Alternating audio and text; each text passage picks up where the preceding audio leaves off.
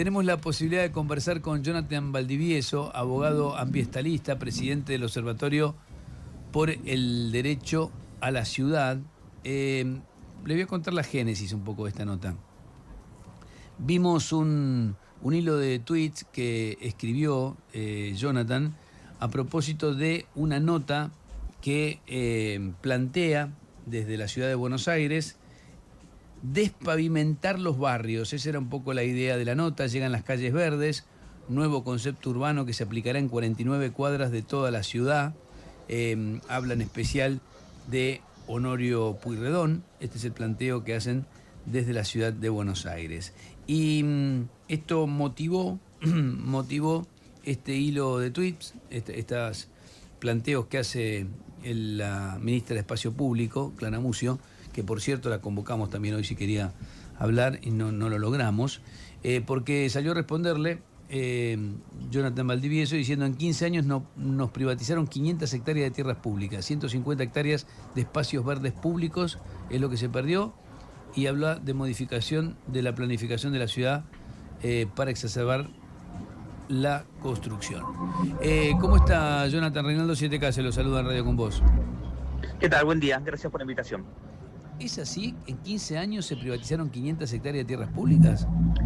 Es así, para que veamos una magnitud, se privatizaron 4 puertos maderos, ¿no? Cuando hablamos de privatizaciones en general estamos hablando de concesiones y de venta de tierras públicas.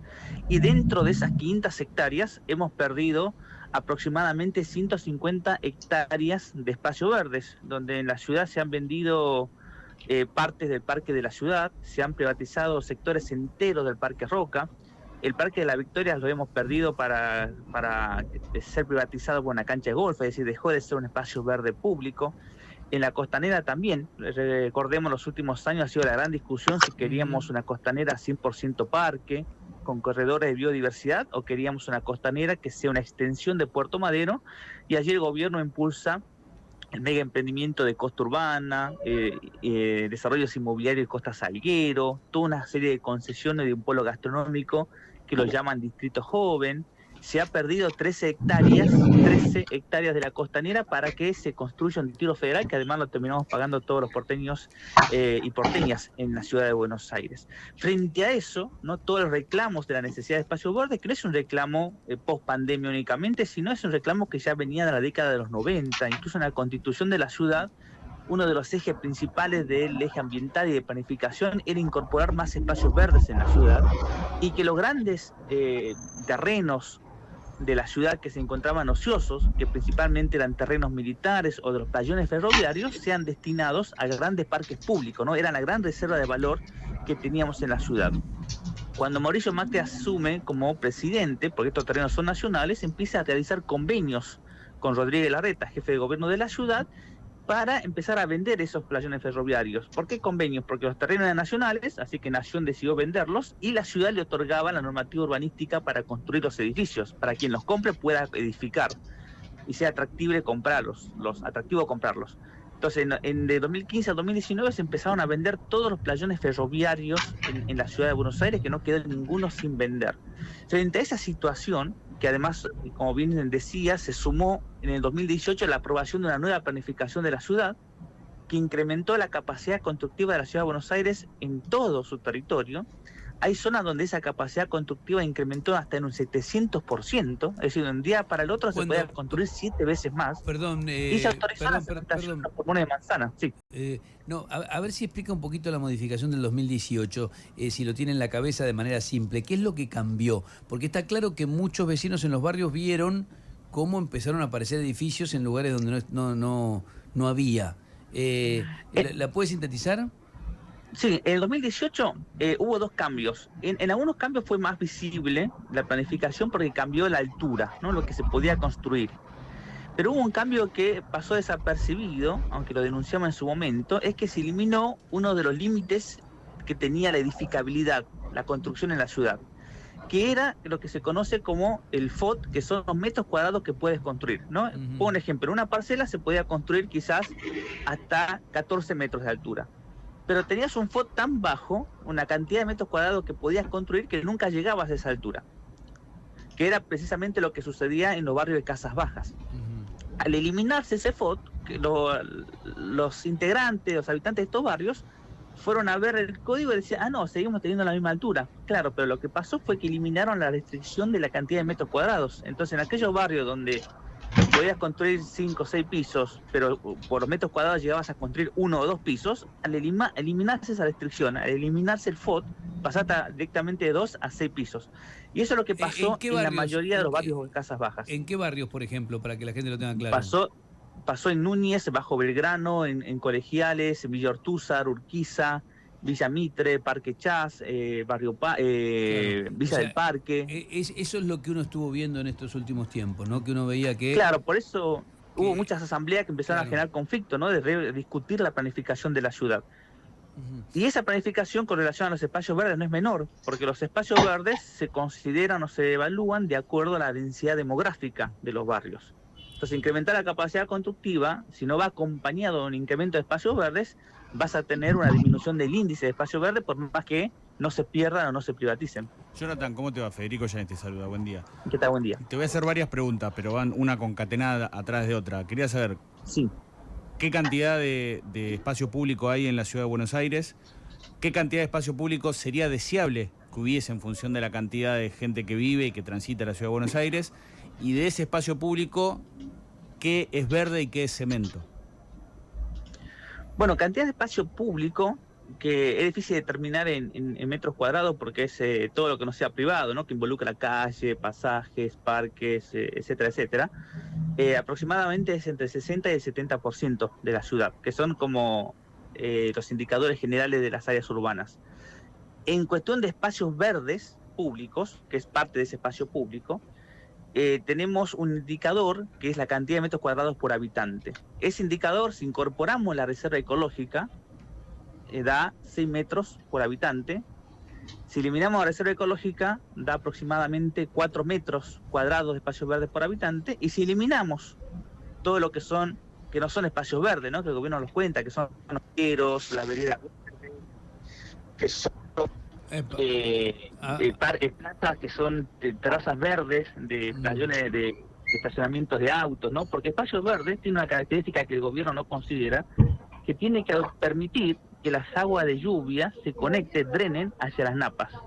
Si hay una interrupción, por más que nosotros en la superficie veamos que hay pasto que sea verde, no se considera espacio verde porque no cumple el ambiental. Entonces hay muchos espacios verdes que son terrazas verdes de estacionamientos subterráneos, de edificios privados o de edificios públicos o estacionamientos generales. Si eliminamos eso, nos quedará aproximadamente 3 metros de espacios verdes por habitante, 3 metros cuadrados. ¿Y cuánto sería deseable? Mira, a nivel internacional se considera que debería existir entre un 10 y un 15 metros cuadrados por habitante, es decir, entre 3 y 4 veces más necesitamos en la ciudad verde, en la ciudad. Por eso, cuando el gobierno, en este contexto, anuncia por una parte que sus políticas van a ser las calles verdes, que no es una política que venía de hace 15 años que está en el gobierno, sino esa política que comenzó en los últimos meses del año pasado, es decir, una política netamente electoral. Hoy hubo el anuncio de 65 nuevas hectáreas en la ciudad, son valores un tanto insignificantes para la crisis que tenemos.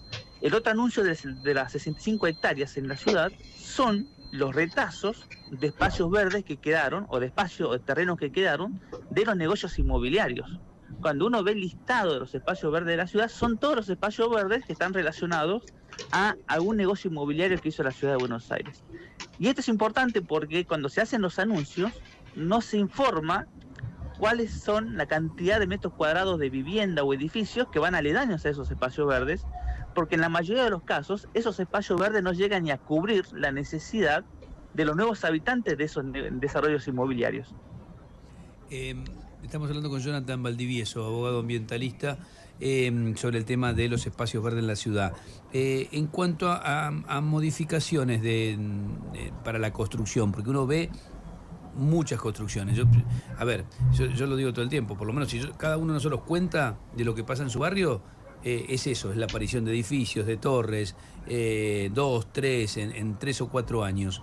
En cuanto a eso, ¿hubo también modificaciones en relación a las multas? Porque hubo algunas polémicas de emprendimientos de construcción que se superaban las alturas y las empresas lo que hacían es pagar algún tipo de multa. o alguna compensación. Sí, en esa línea, además de esta autorización de sobreconstrucción en la ciudad, hubo dos políticas del gobierno para legalizar esas excepciones, ¿no? Esos permisos que superaban incluso lo que decía la planificación. Una de esas políticas fueron los convenios urbanísticos, que es algo realmente increíble que pasa en la ciudad, donde una empresa, una desarrolladora inmobiliaria, quiere construir una torre donde no puede construirla, va y le paga al gobierno para que le dé la excepción inmobiliaria, ¿no? Compra normativa.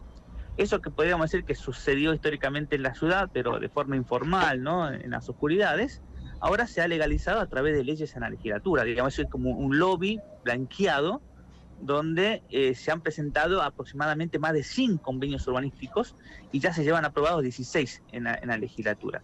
Y la otra estrategia fue el blanqueo de metros cuadrados ya construidos en la ciudad, que se aprobó también el año pasado.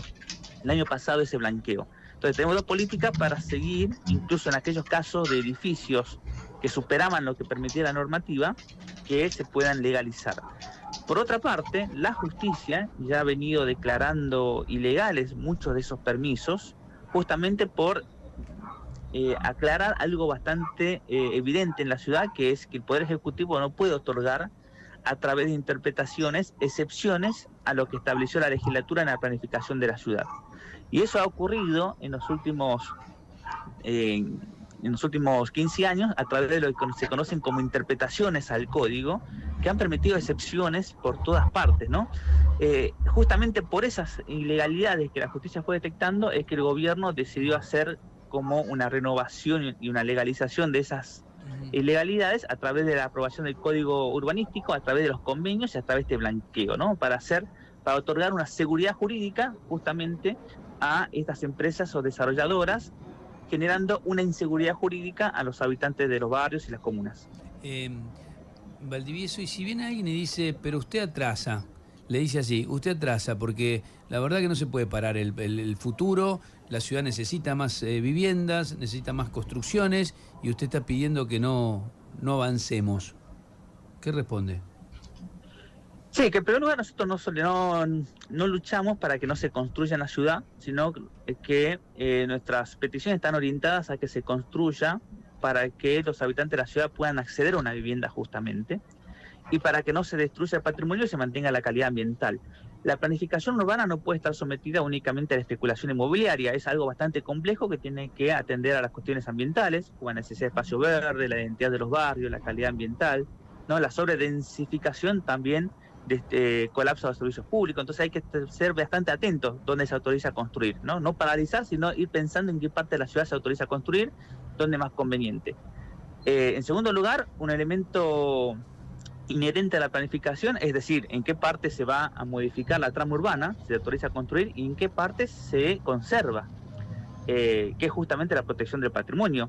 Vemos campaña del gobierno que dice, lanzamos el programa de renovación del casco histórico de la ciudad, que el casco histórico es el área de protección histórica número 1 de la ciudad y del país, que no debería renovarse, ¿no? Debería adecuarse, conservarse, mantenerse, pero no renovarse, y vemos también cómo la están destruyendo el casco histórico de la ciudad. Entonces es muy importante planificar dónde sí se va a impulsar una renovación urbana y dónde se va a conservar.